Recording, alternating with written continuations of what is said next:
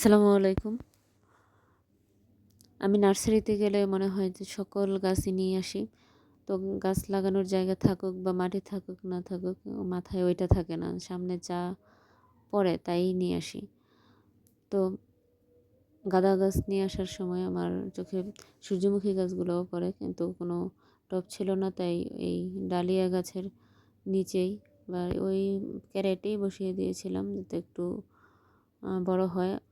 টব ready করে পরে আরেকটার মধ্যে আলাদা করে দেব, কিন্তু ওইটার হয়ে ওঠেনি, সময়ও নেই, তারপর মাটির ব্যবস্থা করতে পারিনি, তাই গাছগুলা দেখেন এত বড় হয়ে গেছে।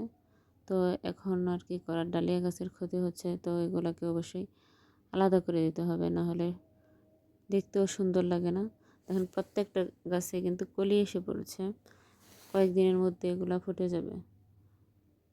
জানি না বাঁচবে কিনা, আশা করি যে কোনো সমস্যা হবে না।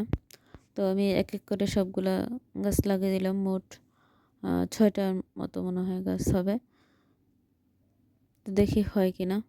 তো আমার মতো কে এরকম করেন যে গাছ পাগল, গাছ দেখলেই মনে চায় গাছ কেনার জন্য, প্লিজ কমেন্ট করবেন।